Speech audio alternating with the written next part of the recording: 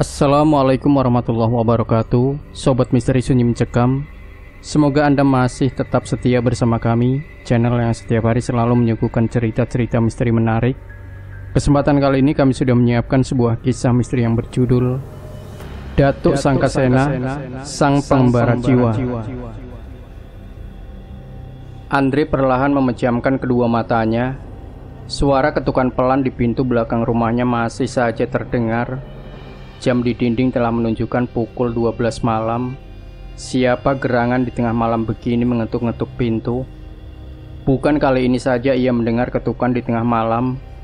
Di malam-malam sebelumnya pun acap kali terdengar suara ketukan tersebut. Itu sering terdengar sejak ia menempati rumah bekas tempat tinggal bibinya tersebut.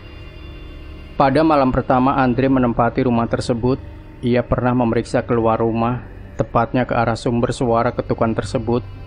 Tidak ada apa-apa yang dijumpainya di sana, hanyalah kosongnya malam, serta semilir angin aneh yang membuat bulu kuduknya merinding yang ia jumpai. Teringat masa-masa yang susah dilupakan itu, hari di mana sang bibi ditemukan meninggal di dapur dalam kondisi seluruh tubuh dipenuhi luka bekas penganiayaan. Andre teringat akan pamannya yang kini menghilang entah kemana. Diduga pamannya lah tersangkanya. Namun ia tidak yakin jika pamannya lah pelakunya, sebab selama ini rumah tangga paman dan bibi baik-baik saja, tidak ada masalah. Lalu kenapa dia kabur? Hal itulah yang membuat kecurigaan semua orang menguat kepadanya. Bruk, bruk, bruk. Suara ketukan pelan mendadak berubah menjadi suara gebrakan yang nyaring, membuat Andre tersadar dari lamunannya. "Siapa itu?" serunya seraya beranjak dari tempat tidur.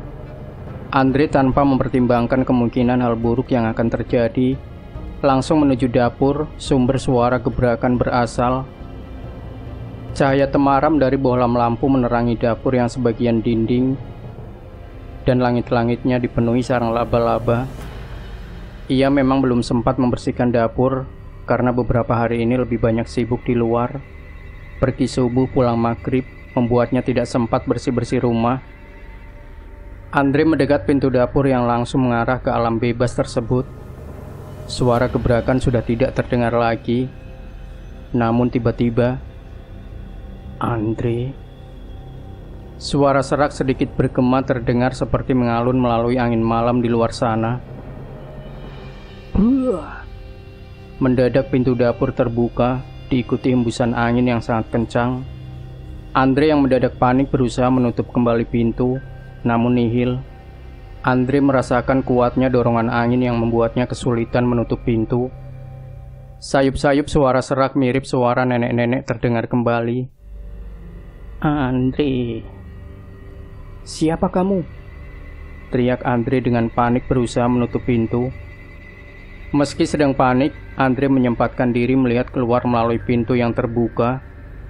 Remang-remang Andre melihat sesosok bungkuk di tengah gelapnya malam dan kencangnya angin ribut. Siapa itu?" Andre benar-benar panik saat melihat sosok tersebut. Tanpa menunggu jawaban dari sosok tersebut, Andre menutup pintu sekuat tenaga. Ia kemudian mengunci pintu rapat-rapat. Sial, apa itu barusan?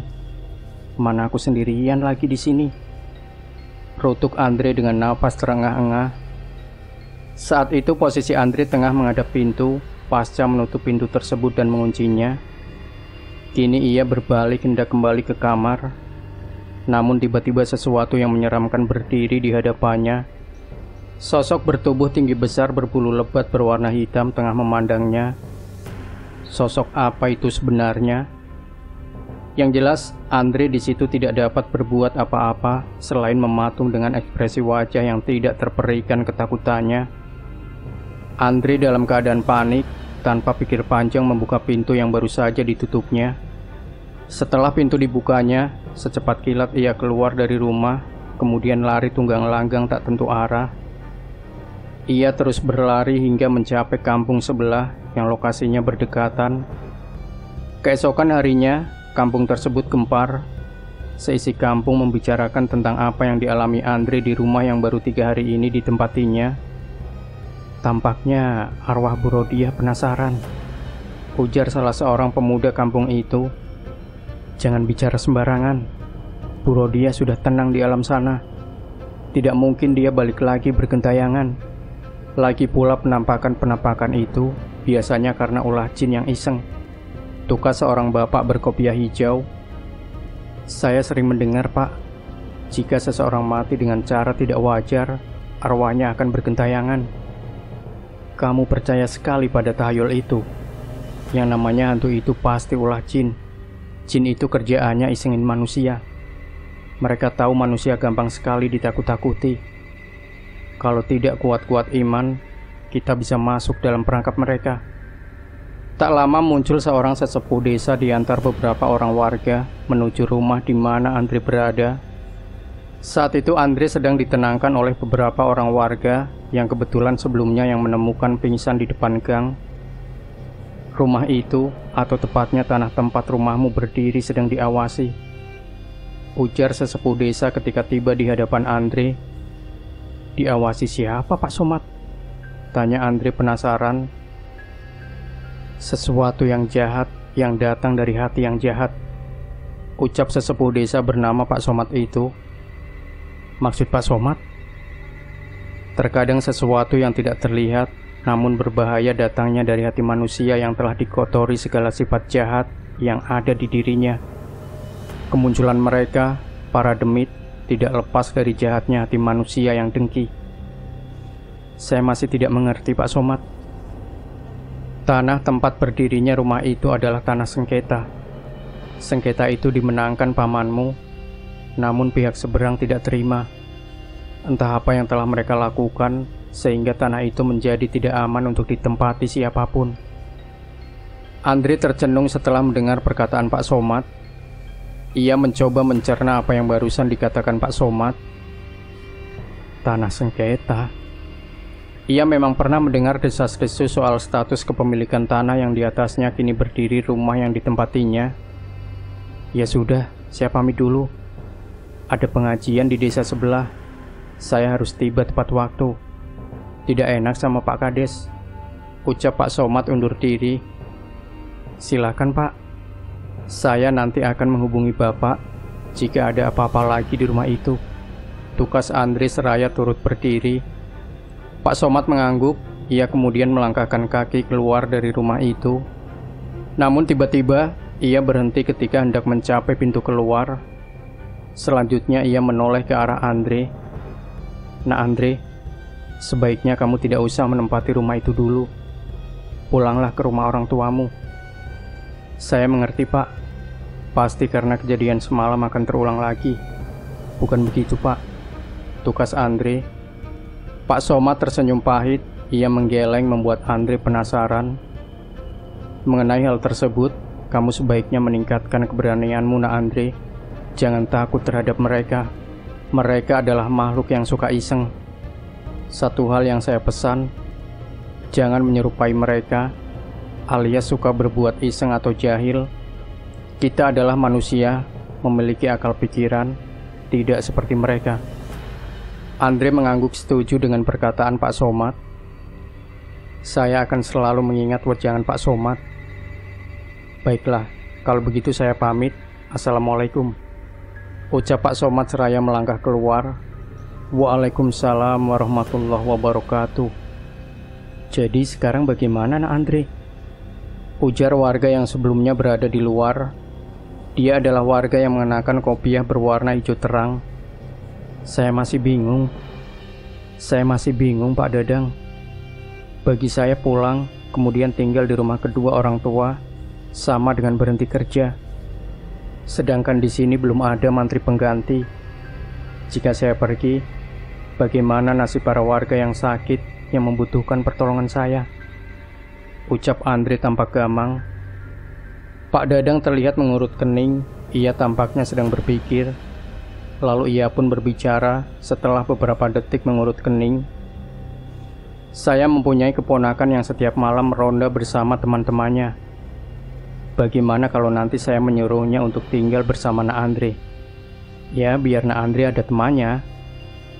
Saya merasa itu ide yang bagus, Pak. Tapi ada satu hal yang mengganjal di hati saya. Sudahi saja umpatan Pak Dadang menanggapi pertanyaan Andre. Kini kita kembali ke Andre yang telah berada di rumah. Ia rupanya sedang membersihkan ruangan yang banyak dipenuhi sarang laba-laba. Maklum saja, ia selama ini terlalu sibuk untuk mengurus rumah sendirian. Saat bersih-bersih itu, Andre menemukan lembaran sertifikat tanah yang warnanya sudah buram. Sertifikat tersebut nampaknya bukan sertifikat tanah yang saat ini di atasnya berdiri rumah yang ditempati Andre. Saat bersih-bersih itu, Andre menemukan lembaran sertifikat tanah. Apa paman lupa menyimpan sertifikat ini ya? Aku menemukannya di kolong lemari. Gumam Andre seraya mengerutkan kening. Permisi. Mendadak dari teras rumah terdengar suara seseorang sembari mengetuk pintu. Lantas Andre bergegas menuju teras. Dijumpainya seorang remaja lelaki bertampang tengil, seperti seorang bergajulan. Kenalkan, Thomas, ponakan Pak Dadang. Ucap remaja tengil itu seraya menyodorkan tangan mengajak salaman Andre. Oh, kamu yang namanya Thomas. Kamu siap berjaga di sini? Siap banget, kakak. Segala jenis demit akan aku lawan sampai lari. Demitnya? Bukan, tapi akunya yang lari. Thomas tertawa lepas, sementara Andre hanya mengernyitkan kening, merasa aneh dengan kelakuan bocah itu. Astaga jelaga, ini bocah serampangan ya ngomongnya. Begitu pikir Andre. Sekarang kamu masuk, mandi sana. Jangan lupa berdandan ala Joker, agar kamu bisa melihat setidaknya satu di antara mereka, kata Andre sekenanya. Cia, si kakak ini suka bercanda juga rupanya. Ide bagus. Tukas Thomas raya masuk ke dalam rumah sembari bersiul. Pak Dadang bilang keponakannya normal. Nggak taunya seperti ini. Salahku tidak jelas menanyakan soal normal yang seperti apa, gumam Andre. Malam menjelang, suara binatang-binatang malam bersahutan mengiringi syahdunya malam. Remang-remang cahaya lampu bohlam di rumah-rumah warga menambah suasana syahdu di malam itu. Malam terus berlalu, semakin malam semakin sunyi. Kegelapan terus mengiringi seolah tiada henti. Sayup-sayup di kejauhan terlihat siluet sosok seorang lelaki sedang berjalan dengan langkah kaki tak tentu arah. Sepasang kakinya yang tidak beralas, seolah tidak menapak di atas tanah, naik ke arah badan. Terlihat kurusnya badan laki-laki berpakaian serba hitam itu. Ketika mencapai wajah, bam! Seraut wajah kurus dihiasi urat-urat biru yang menonjol tampak jelas di wajahnya. Kedua kelopak matanya menghitam. Kedua bola matanya tampak seolah hendak keluar dari kelopaknya. Bibirnya yang tebal agak keriput melelehkan cairan amis. Di puskesmas, Andre malam itu bertugas seorang diri di sana. Ia tidak memiliki rekan pekerjaan di sana. Ada beberapa hal yang membuat para mantri dan dokter enggan bekerja di desa tersebut. Apapun itu penyebabnya, Andre tidak dapat menerimanya. Sementara Thomas, ia tinggal berjaga sendirian di rumah. Tentu saja ia sudah berpesan ke anak itu agar tidak melakukan hal yang aneh-aneh selama ia bertugas.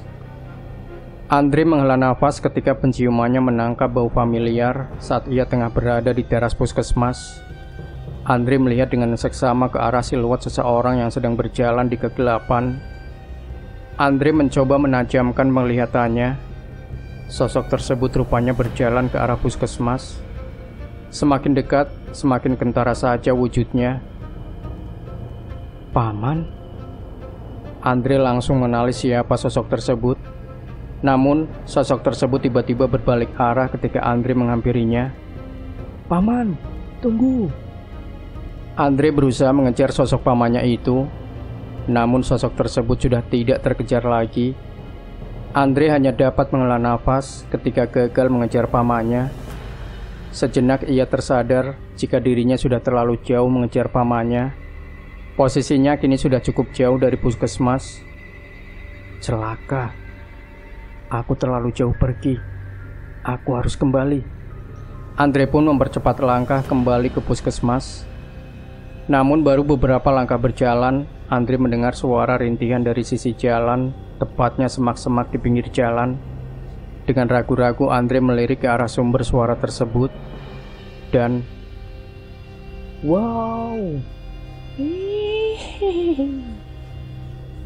Andre lari tunggang langgang setelah mendapat kejutan dari sesosok perempuan berwajah menyeramkan. Tampaknya apa yang barusan dilihatnya adalah sosok kuntilanak, hantu yang telah menjadi legend dalam cerita di Indonesia. Sesampainya di salah satu sudut jalan yang agak menanjak, ia melihat ke arah kejauhan. Suatu kobaran api tampak terlihat dengan kepulan asap di kejauhan. Kebakaran. Di mana itu? Oh, tidak. Jangan-jangan. Andre menyeruak di antara orang-orang yang sedang berusaha memadamkan api yang membakar rumahnya. Thomas. Andre memanggil-manggil remaja itu. Di mana Thomas? Andre sembari terengah bertanya ke salah seorang warga yang sedang memadamkan api.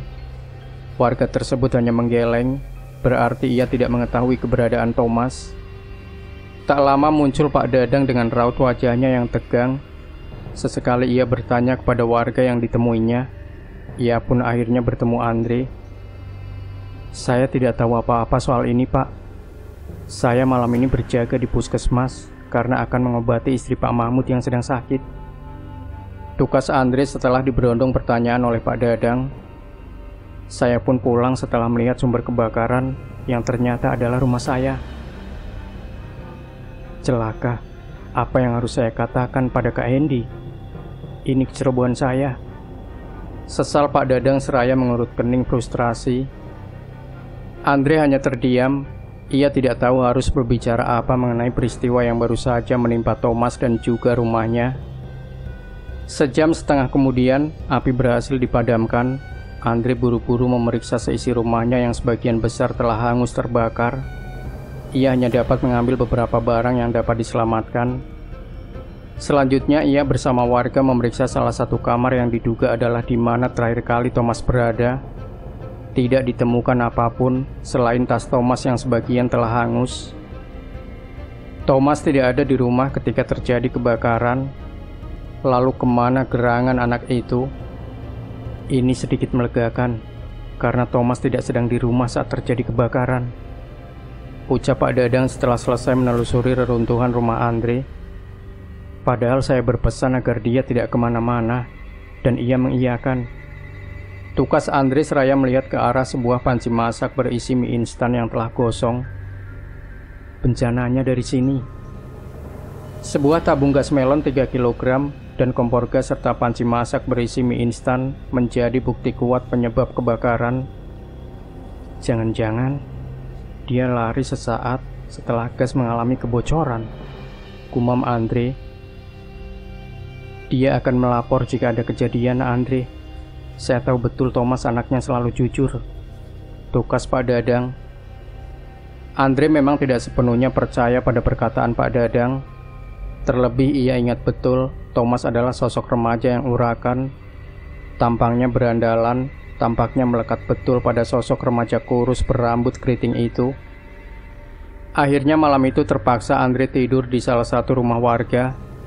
Meski ia merasa tidak enak karena rata-rata rumah warga di sana tidak memiliki kamar alias satu ruangan dipakai beramai-ramai.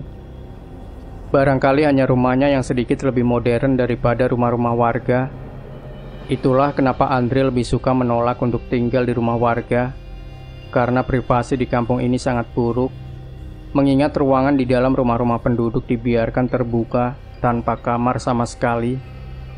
Itu merupakan kehidupan yang tidak biasa ia jalani. Namun kali ini ia terpaksa menginap di salah satu rumah warga. Sampai subuh tiba, Andre terperanjat menyaksikan putri warga yang rumahnya menjadi tempat ia menginap sedang berganti pakaian. Gadis itu tampak canggung meski tidak tahu kalau tamunya sudah terbangun. Sedangkan Andre terpaksa pura-pura tidur meski kadang matanya memicing untuk memastikan jika gadis tersebut sudah selesai berganti pakaiannya.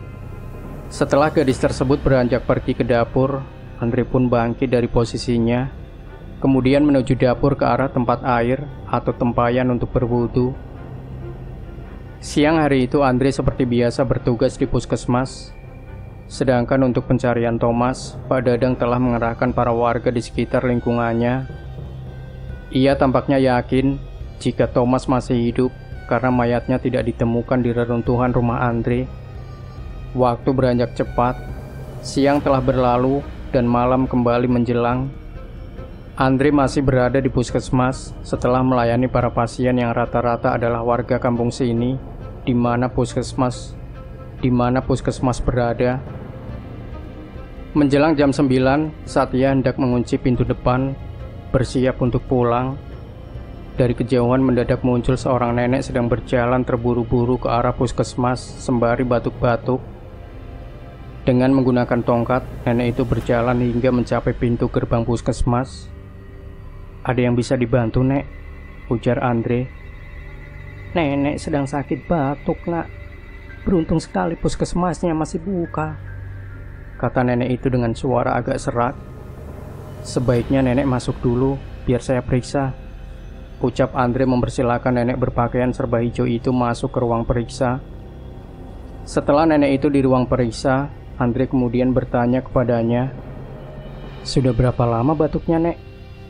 tanya Andre seraya menatap nenek itu. "Sudah sejam yang lalu, Nak. Batuknya membuat nenek susah bernafas," tukas nenek tak berkerudung itu. "Barangkali nenek habis melewati jalanan berdebu atau tanaman berbulu halus," ucap Andre. "Ngomong-ngomong, saya baru melihat nenek di sini. Apa nenek baru pindah?" "Iya, Nak. Nenek baru pindah kemari," jawab nenek itu. "Nenek pindahan dari mana?" tanya Andre. "Pindahan dari alam kubur. Hehehe." Sontak Andre terperanjat mendengar jawaban si nenek yang di luar dugaan. Kekagetannya semakin menjadi tatkala menyaksikan nenek itu tertawa mengikik, diikuti perubahan wujud menjadi menyeramkan. Seluruh tubuh nenek tersebut menciut, mengering menjadi jerangkong, terbungkus kulit kering berwarna hitam.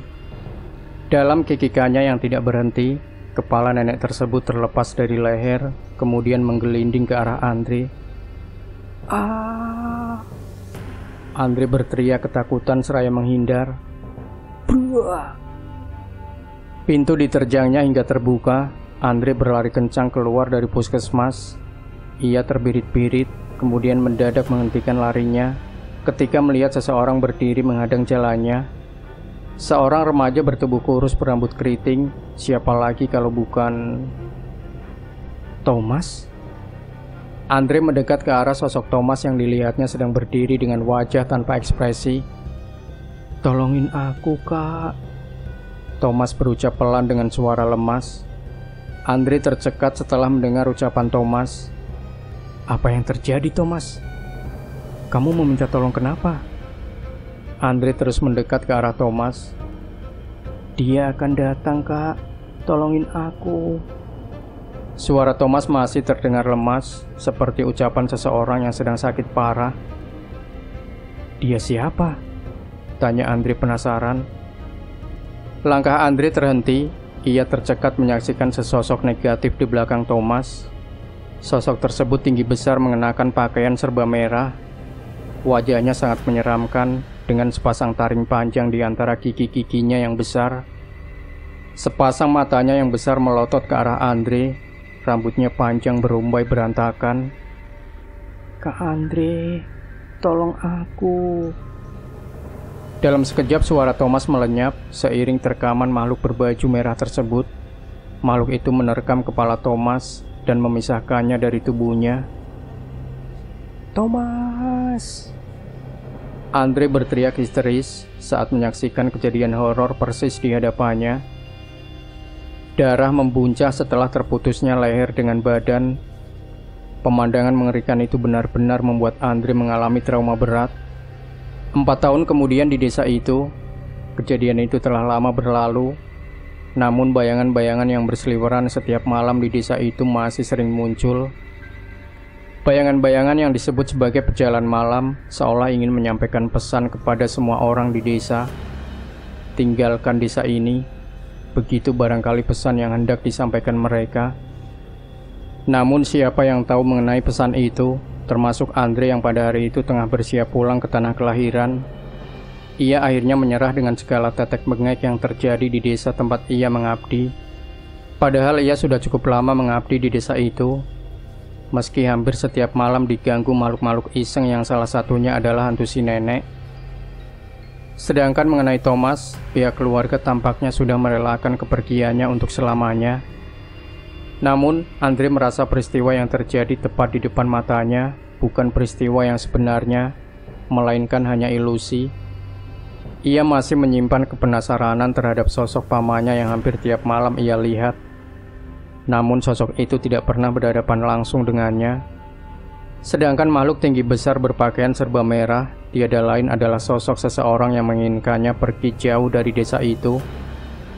Hal itu disadarinya ketika mengingat tentang sebuah foto yang terpajang di rumah Pak Dadang, di mana saat itu Pak Dadang pernah bercerita bahwa itu adalah foto pemilik tanah di mana rumah yang ditempati Andre berdiri. Orang tersebut kalah dalam sengketa melawan paman Andre. Setelah kekalahan tersebut, disinyalir ia meminta bantuan dukun ilmu hitam untuk mendapatkan kembali tanahnya yang direbut paman Andre. Saatnya bagi Andre untuk kembali ke tanah kelahirannya pun tiba. Ia pun berpamitan kepada Pak Dadang maupun kepada sesepuh desa. Sayang sekali nak Andre pulang. Padahal besok akan datang anak-anak dari kota yang ada KKN di sini, ucap Pak Dadang. Saya berharap mereka dapat membantu desa ini menjadi lebih baik, Pak. Oh ya, Mas Mukhtar seminggu lagi akan mulai bertugas di sini. Ia tidak sendirian. Ia akan bertugas bersama Mas Randy. Tukas Andre seraya menjabat tangan Pak Dadang. Saya memohon maaf karena tidak bisa menjaga Thomas. Sekarang Andre berkata demikian sembari menggelengkan kepala. Sudahlah nak Andre, kami sekeluarga telah mengikhlaskannya. Semoga ia tenang di alam sana, tukas Pak Dadang. Kalau begitu saya undur diri, Pak. Sampai jumpa, ucap Andre tatkala pengojek yang menjemputnya tiba. Kepergian Andre diikuti dengan pandangan Pak Dadang maupun warga yang turut melepas kepergian Andre. Seminggu kemudian di kampung, Andre terlihat sedang berjalan-jalan di pematang sawah milik kedua orang tuanya. Ia tampaknya sedang memeriksa padi yang baru 2 hari ditanamnya. Bebek-bebek itu memang bandel ya. Padinya sudah pada rusak saja, gumam Andre saat menemukan beberapa batang padi rusak karena disosorin bebek milik tetangga. Tetanggaku bisa langsung jatuh miskin kalau RUU itu jadi disahkan. Andre kemudian meluruskan batang-batang padi yang rubuh itu. Mas Andre, ada seseorang pengen bertemu, ujar seseorang dari arah belakang. Dodi, gumam Andre ketika tahu siapa yang ingin bertemu dengannya. Mau apa kau kesini? Ucap Andre sinis ketika tiba di hadapan Dodi. Hanya ingin mengunjungi keluarga. Bagaimana kabar Uda dan Uni? Tukas Dodi tanpa mempedulikan sikap sinis Andre. Paman menghilang, bibi telah tiada. Kau tidak bersedih sama sekali? Andre menatap tajam ke arah Dodi. Siapa yang bilang begitu? Justru atas dasar kesedihan itu aku datang kemari. Hanya kalian keluarga yang kupunya saat ini. Ayah menghilang dan ibu meninggal dengan tragis, kata Dodi dengan wajah tegang.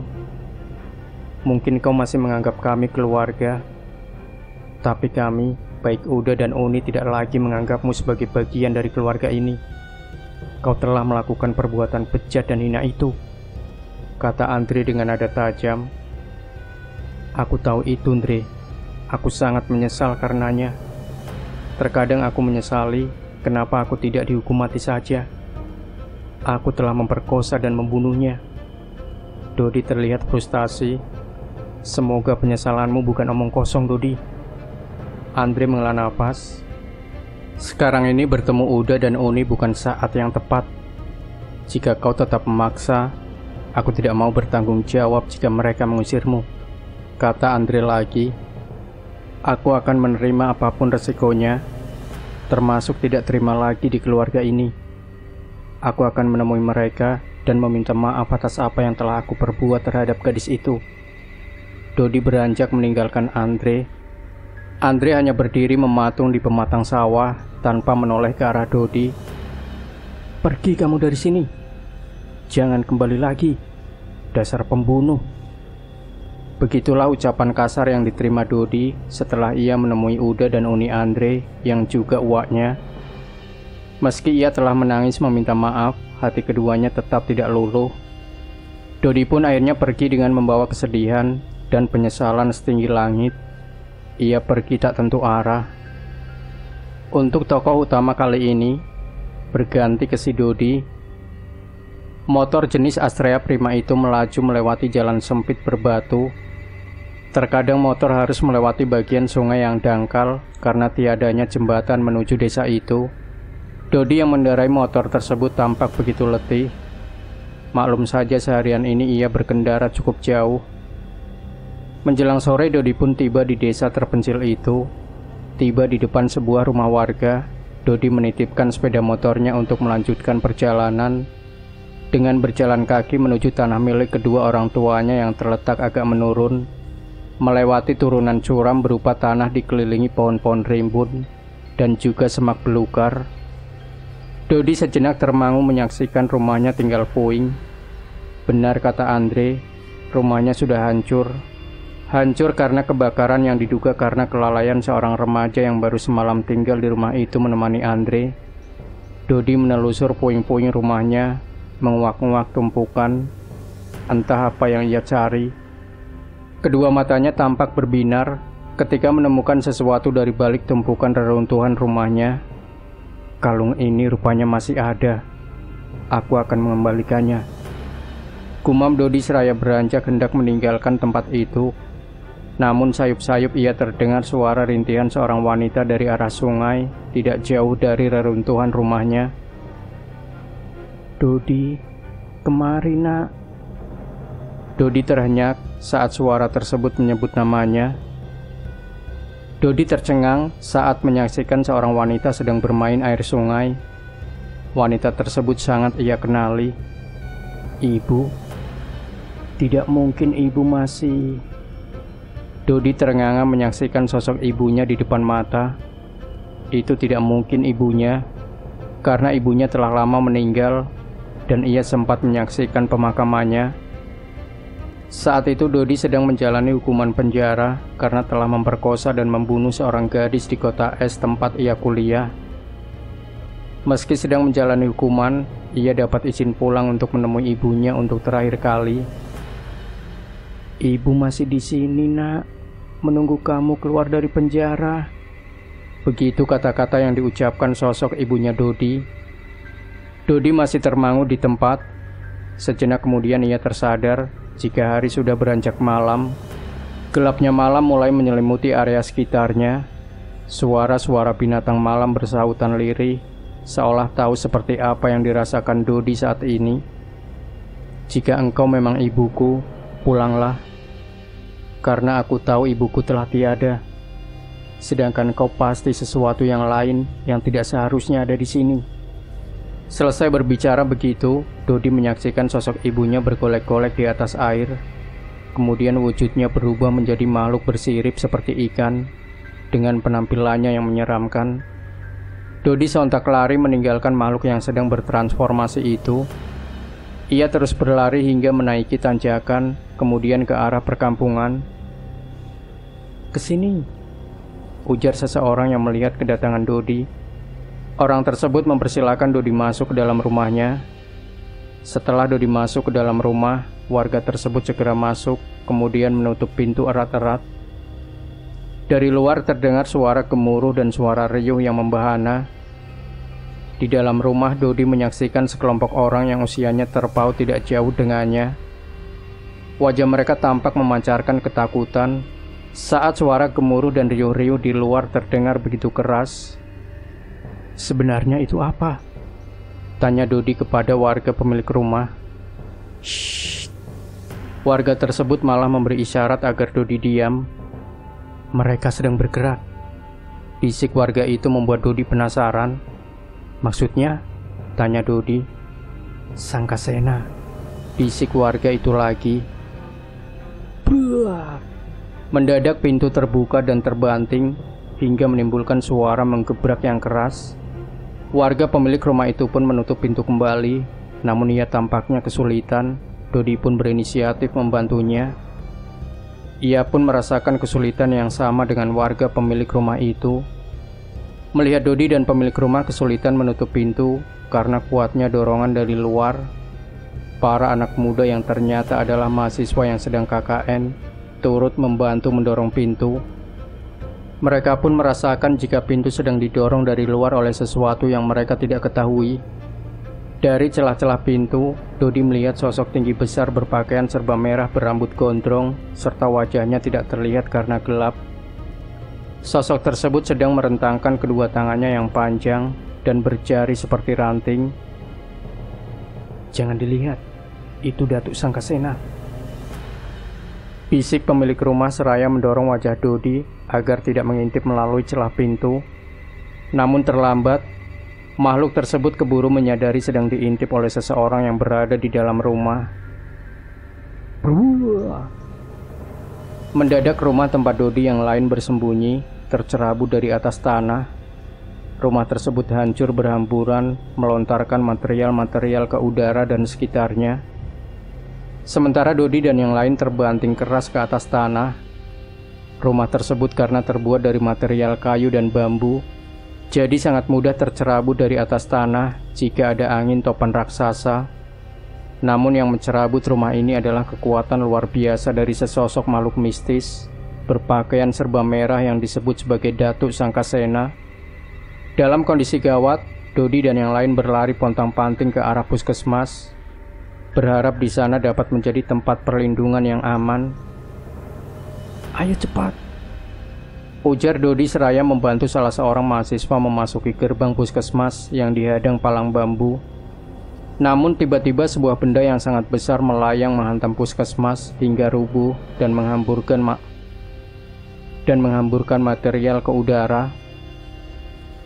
Astaga, benda tersebut rupanya sebuah rumah yang diterbangkan, kemudian ditabrakkan ke bangunan puskesmas hingga rata dengan tanah. Otomatis Dodi dan yang lainnya panik bukan kepalang setelah gagal melarikan diri dari kejaran Datuk Sangkasena. Kini mereka berupaya mencari tempat untuk perlindungan dari serangan brutal sosok mistis itu. Malam itu jelas menjadi malam yang sangat panjang bagi mereka. Namun, yang membuat bingung tidak ada warga lain yang terlibat dalam kejadian gila yang sedang mereka alami itu.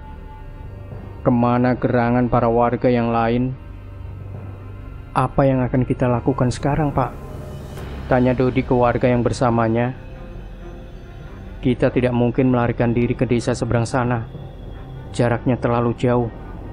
Juga desa itu dipisahkan hutan lebat yang sangat luas dari desa ini. Kita hanya dapat berlindung untuk sementara waktu di rumah Pak Somad.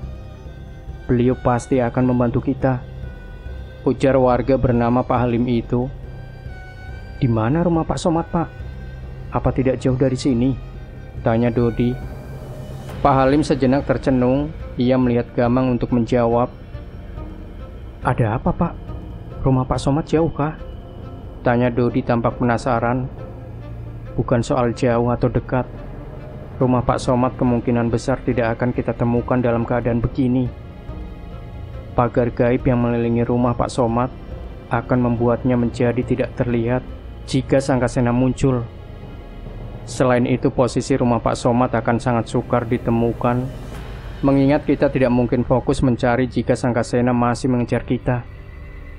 Tutur Pak Halim membuat Dodi tercengang. Dodi kemudian menoleh ke arah para mahasiswa yang tampak sedang berbisik satu sama lain. Entah apa yang sedang mereka perbincangkan. Wajah mereka jelas memancarkan ketakutan dan kekhawatiran. Mereka saat ini merasa bingung dengan peristiwa yang sedang menimpa mereka. Bagaimana dengan teman-teman cewek ya? Apa mereka baik-baik saja? Begitu apa yang didengar Dodi dari para mahasiswa itu. Selanjutnya ia memutarkan pandangan ke sekeliling. Tampaklah sekelilingnya adalah pepohonan besar, diselingi bongkahan batu besar berdiri di sana.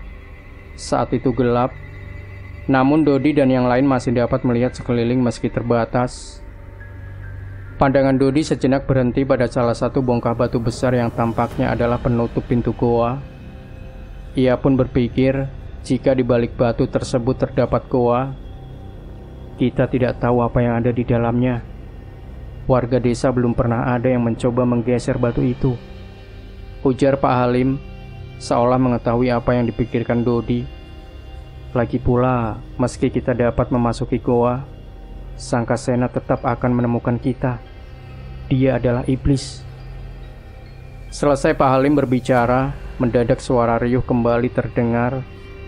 Tampaknya, iblis yang dipanggil Datuk Sangkasena tersebut sedang mendatangi tempat di mana Dodi dan yang lain berada. Hari belum juga beranjak pagi. Datuk Sangkasena akan segera tiba, ucap Pak Halim seraya memberi isyarat ke Dodi dan yang lain agar mengikutinya. Pak Halim berjalan menyeruak gelapnya malam, diikuti Dodi dan para mahasiswa. Tampaknya ia menemukan cara menghindari kejaran Sangkasena. Entah apa yang akan ia lakukan masih menjadi pertanyaan. Suara riuh itu semakin mendekat saja, meski Dodi bersama yang lain telah berjalan cukup jauh dari sumber suara tersebut. Ini salah saya yang tidak mengindahkan peringatan Bapak, ucap Dodi merasa menyesal karena terlambat merespon larangan Pak Halim waktu sedang menahan pintu. Tidak apa-apa anak muda, lagi pula itu sudah terjadi. Dan juga Sangkasena tetap akan menghancurkan rumah itu meski kamu tidak mengintipnya. Tukas Pak Halim membuat Dodi mengernyitkan kening. Dia mengincarmu Dodi, karena kamu anaknya Pak Mahfud. Sangkasena mengincar semua orang terkait Pak Mahfud, apakah itu anaknya, istrinya, maupun saudara-saudaranya. Tambah Pak Halim membuat Dodi terkejut. Jadi, kejadian ini ada hubungannya dengan hilangnya ayah saya? Tanya Dodi. Tanah tempat rumahmu berdiri adalah tanah larangan. Selain tanah itu dipersengketakan, juga dari sisi historis, tanah itu menyimpan sejarah kelam. Siapapun yang terkait Pak Mahfud, jika menginjakan kaki di sana, akan mengalami nasib buruk. Pak Halim terus berjalan menembus gelap. Lalu, bagaimana dengan ayah saya, Pak? Apa ia menghilang karena hal itu? Dan juga meninggalnya ibu? Dodi mempercepat langkah agar dapat menyusul Pak Halim. Bisa jadi nak, kedua orang tuamu mendapat bencana karena tanah larangan itu. Bukan tidak mungkin mereka berdua menjadi korban keganasan Datuk Sangkasena. Sekarang ia sedang mengincarmu. Hal yang harus aku lakukan adalah membawamu jauh-jauh dari makhluk itu. Akan sangat berbahaya jika kau juga menjadi korban iblis itu, tutur Pak Halim. Pak Halim tiba-tiba menghentikan langkahnya sesaat sebelum kaki kanannya menjejak tanah di hadapannya. Ada apa, Pak? Tanya Dodi seraya melihat ke arah tanah yang tidak jadi dijejak Pak Halim. Ini bukan tanah, tapi rawa. Namanya rawa gaib. Meski terlihat seperti tanah lapang biasa, namun jika kamu menginjaknya, akan terperosok ke dunia lain. Rawa ini sudah pernah memakan korban. Tampaknya bukan hanya 1 atau 2 orang, melainkan lebih dari 10 orang. Rawa ini hanya muncul ketika Datuk Sangkasena keluar dari sarangnya, tutur Pak Halim seraya melihat ke arah Dodi dan para mahasiswa yang bersamanya. Kita tidak bisa kemana-mana lagi, kita terkepung, kata Pak Halim lagi, membuat Dodi dan yang lain semakin panik. Dodi tiba-tiba terperanjat saat menyaksikan sesosok laki-laki berpakaian serba hitam muncul dari permukaan tanah yang disebut sebagai rawa gaib itu. Ayah, seru Dodi ketika mengenali sosok itu. Pak Mahfud, apa itu Anda, Pak? Kata Pak Halim ketika melihat sosok ayahnya Dodi. Oh, tidak. Apa yang terjadi denganmu? Gumamnya. Sosok ayahnya Dodi adalah sosok pria kurus berpakaian serba hitam dengan wajah dipenuhi guratan urat berwarna biru.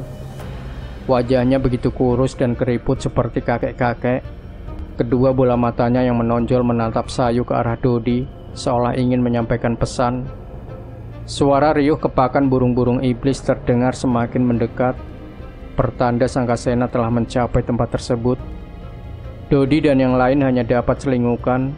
Mereka tidak tahu harus berbuat apa untuk menyelamatkan diri. Sementara sosok Pak Mahfud hanya berdiri terdiam di atas rawa gaib. Sepertinya ia tidak dapat berbuat apa-apa untuk menolong anaknya yang sedang diburu oleh Sangkasena. Termangu dan terus termangu, hingga sosok besar berpakaian serba merah muncul di hadapan Dodi dan yang lain.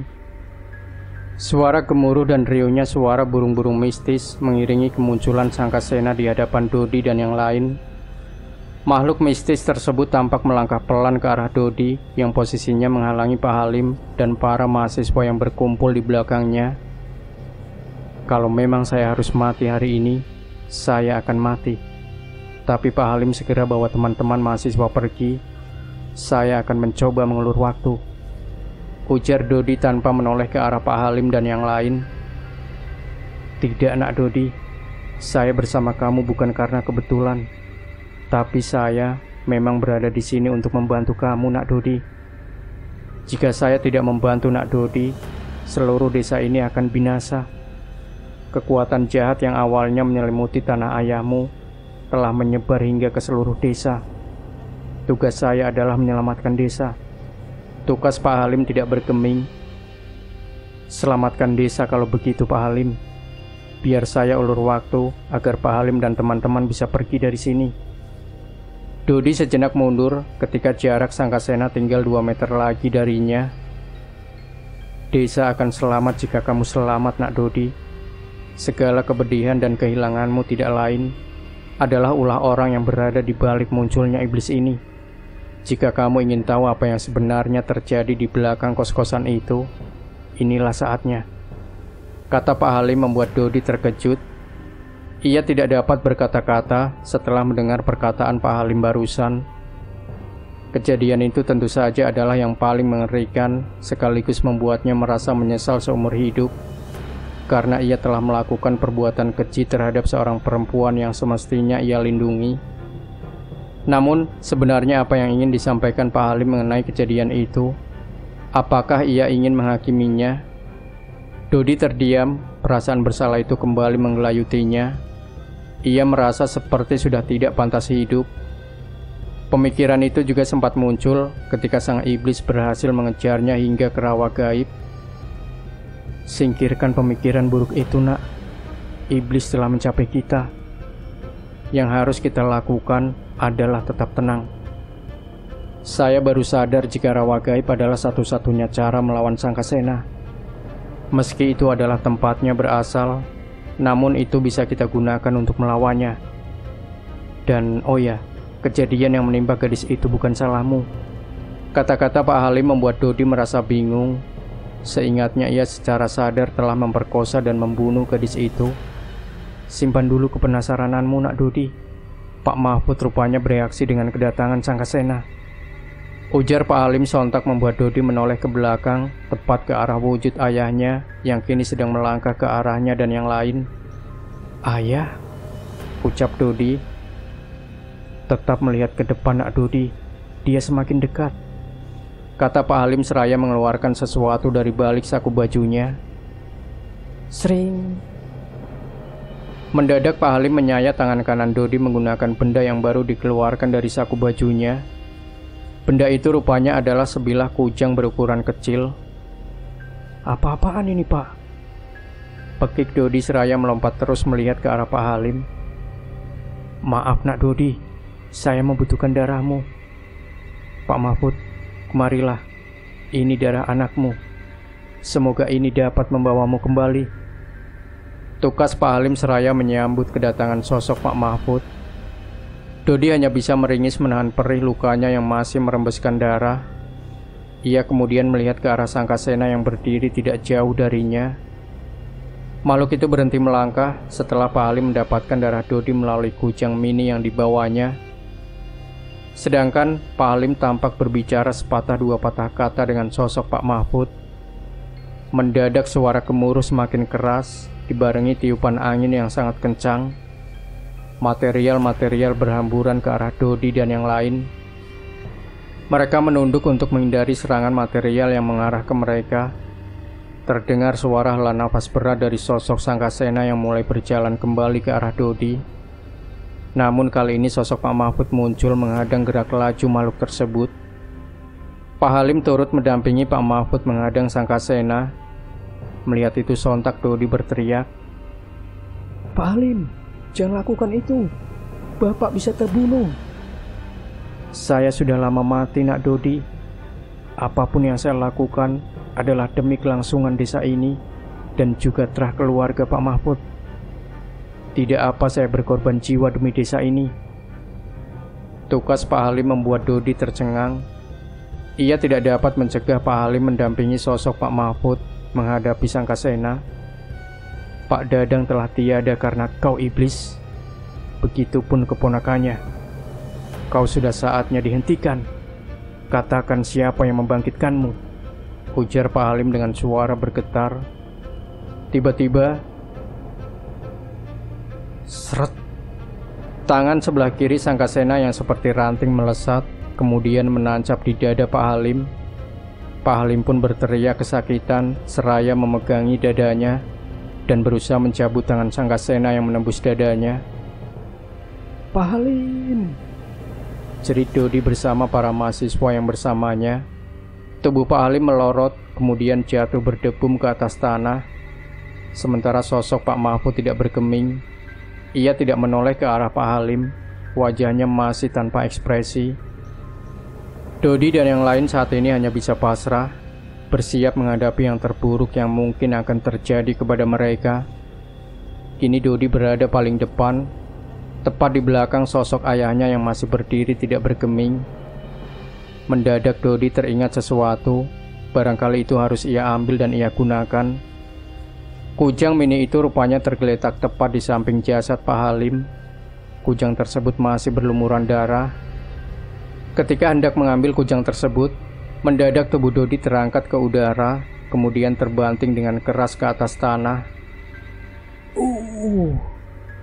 Dodi mengadu kesakitan seraya berupaya bangun. Ia terus mencoba menggapai kujang tersebut, namun hasilnya selalu gagal. Bahkan ia hampir sekarat karena seringnya terbanting oleh kekuatan yang menghalanginya. Melihat Dodi kepayahan, para mahasiswa yang berjumlah 4 orang itu mencoba membantunya. Mereka berempat pun tidak sanggup mengambil kujang yang tergeletak di samping jasad Pak Halim itu. Mereka hanya bisa meringis kesakitan setelah terlempar oleh kekuatan gaib yang melindungi kujang tersebut. Apa yang harus Dodi lakukan untuk melawan Sangkasena yang kini sedang dialihkan perhatiannya oleh sosok Pak Mahfud? Makhluk itu tampaknya tidak dapat berpaling dari sosok Pak Mahfud. Terbukti ketika Dodi berusaha mengambil kujang, ia tetap berdiri menghadang Pak Mahfud. Dodi sejenak terpekur, kemudian merogoh kalung yang selama ini disimpannya di saku celananya. Selanjutnya ia membelitkan kalung tersebut di pergelangan tangannya yang sebelah kanan. Berbekal tekad dan keyakinan, Dodi merangsek ke arah kujang mini. Orang-orang yang bersamanya pun membantunya dengan cara mendorong Dodi pelan-pelan dari belakang. Rupanya itu berhasil Dodi lakukan. Ia berhasil menggapai kujang tersebut tanpa terkena serangan gaib lagi. Namun hal itu membuat Sangkasena mengalihkan perhatiannya dari sosok Pak Mahfud. Kedua mata Sangkasena yang besar dan menyala berwarna merah, namun tidak menyamarkan tampilan kedua matanya, melotot ke arah Dodi dan orang-orang yang membantunya. "Mas Dodi, gawat. Dia melihat ke arah kita. Dia akan membunuh kita," ujar salah seorang mahasiswa dengan nada ketakutan. Sementara teman-temannya yang lain hanya menatap dengan khawatir ke arah Dodi. "Sebentar lagi tanganku mencapai senjata kujang," ucap Dodi dengan suara tercekat karena kuatnya dorongan kekuatan Datuk Sangkasena. Sementara ujung jarinya tinggal beberapa senti lagi mencapai senjata kujang tersebut.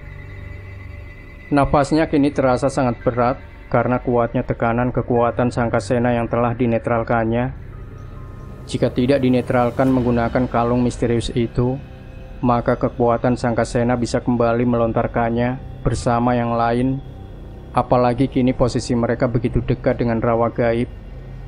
Jika mereka terlontar lagi, dipastikan akan terlempar ke rawa gaib dan tidak akan bisa kembali lagi dari sana. Kali ini Dodi berhati-hati menggapai gagang kujang mini yang bilahnya berwarna merah karena darahnya. Mendadak, tangan keriting Sangkasena melesat tepat ke arah Dodi. Di saat itu juga, Dodi berhasil menggapai kujang. Ia juga sempat meraihnya. Namun serangan mendadak dari Sangkasena membuat Dodi terjengkang, dan kujang yang berhasil diraihnya terlempar ke belakang, tepat ke area rawa gaib. Tiba-tiba Sangkasena tertegun, kemudian wujudnya seperti tersedot ke arah rawa gaib, di mana kujang terlempar ke sana.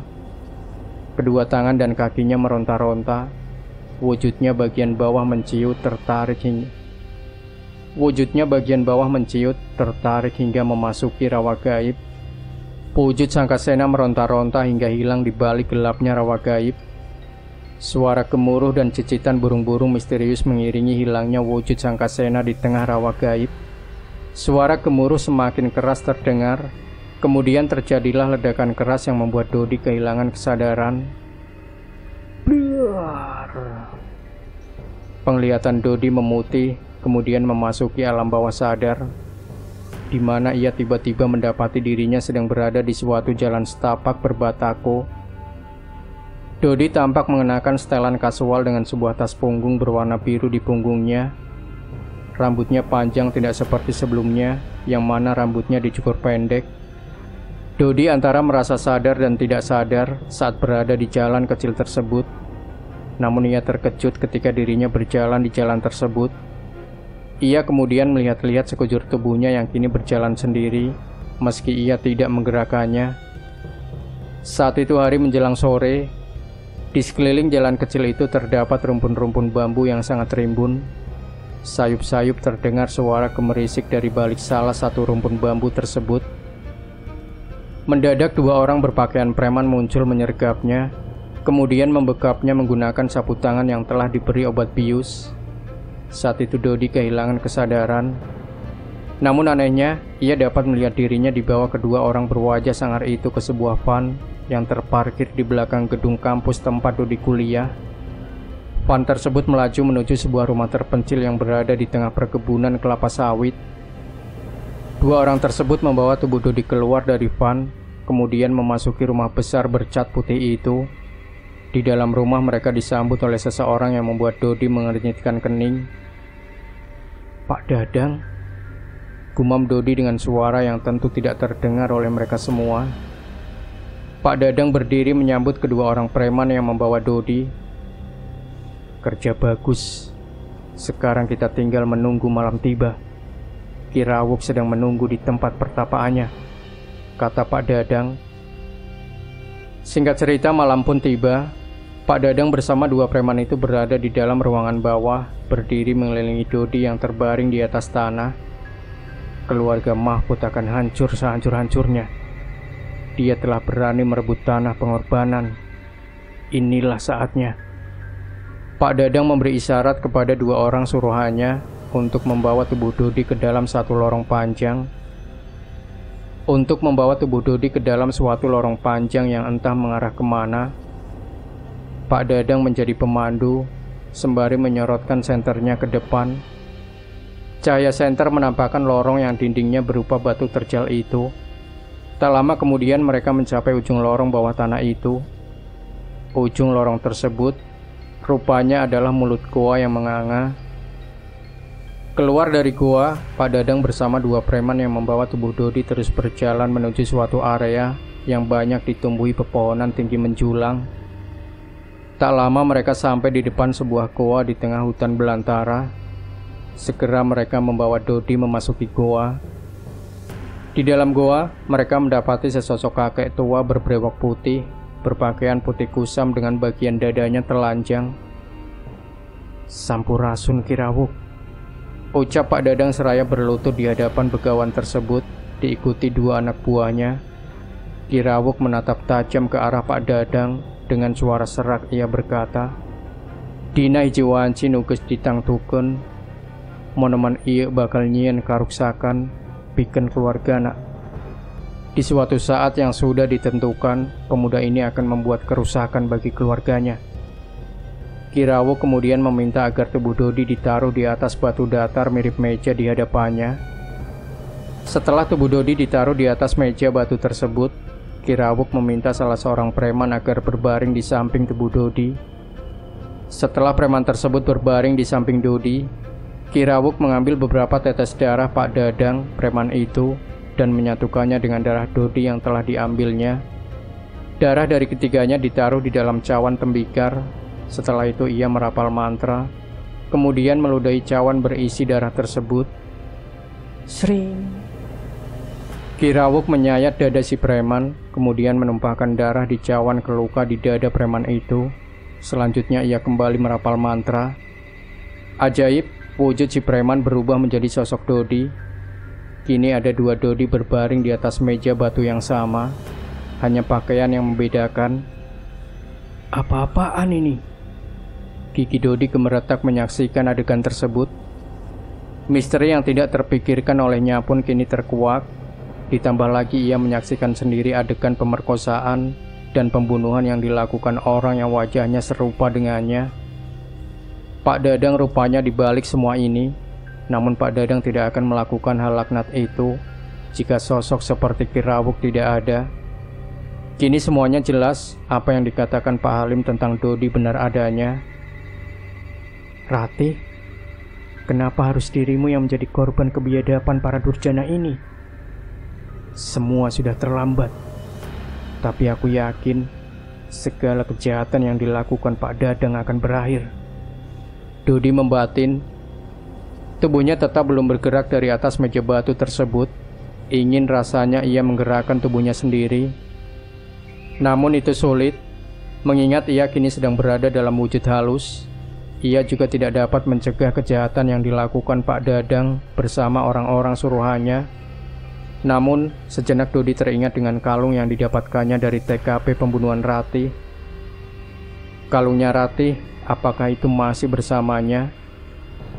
Dodi menatap ke arah dua tangannya yang transparan karena sedang berada dalam wujud halus. Ia menatap ke arah pergelangan tangan kanannya, di mana kalung Ratih melilit. Ia sejenak melihat ke arah Ki Rawuk yang masih dalam kondisi duduk bertapa di belakang meja batu. Sedangkan Pak Dadang tampak duduk bersila bersama anak buahnya. Dodi dalam wujud halus berupaya menggapai tubuh asli Dodi yang masih berada di sana. Sedangkan Dodi palsu tampaknya telah kembali ke wujud aslinya setelah menyelesaikan tugasnya. Apa sebenarnya yang ingin dilakukan Dodi? Membangunkan Dodi yang asli tidak mungkin. Jikapun berhasil, apakah mungkin ia bisa kabur dari tempat antah berantah itu? Terdengar suara Ki Rawuk bergumam, "Ayak nunenjoken urang. Ada yang melihat kita." Mendadak penglihatan Dodi memburam, kemudian memutih. Sayup-sayup terdengar suara seseorang memanggil-manggil namanya. "Dodi, bangun. Ini Andre."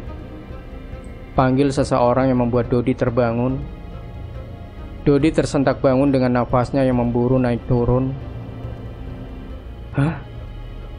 Dodi celingukan mendapati dirinya sedang di atas tempat tidur, dikelilingi orang-orang yang sebagian ia kenali.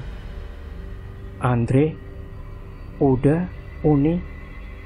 Dodi melihat ke arah Andre, Uda, dan Uni secara bergantian. Kami meminta maaf, Dodi. Selama ini sudah menuduhmu sebagai pemerkosa dan pembunuh. Sekarang semuanya sudah jelas siapa pembunuh Ratih. Polisi telah menangkap pelaku yang sebenarnya termasuk otak di baliknya. Ujar Uda seraya mendekat ke arah Dodi. Dodi masih belum berucap. Tampaknya ia masih syok dengan apa yang baru saja ia alami. Sekarang tahu-tahu ia sedang berada di dalam rumah, dikelilingi banyak orang. Paman sudah kembali, Dodi. Ia sudah ditemukan. Ternyata ia selama ini disesatkan oleh seseorang berilmu hitam, kata Andre. Pak Dadang selama ini menghilang, ternyata bersembunyi di rumah kebun sawit. Setelah menangkap pembunuh Ratih, polisi berhasil menangkap Pak Dadang dan anak buahnya yang tersisa. Sayangnya polisi belum mampu mengungkap siapa dukun ilmu hitam yang membantu Pak Dadang. Jelas udah, Dodi hanya dapat menghela nafas. Ia tahu siapa dukun ilmu hitam yang disebut-sebut Uda, namun ia belum siap memberitahu siapapun. Demikian Sobat Misteri Sunyi Mencekam, jangan lupa berikan komentar Anda, like, share video ini, subscribe channel Sunyi Mencekam, dan kembali nantikan cerita-cerita misteri terbaru dari kami. Wassalamualaikum warahmatullahi wabarakatuh.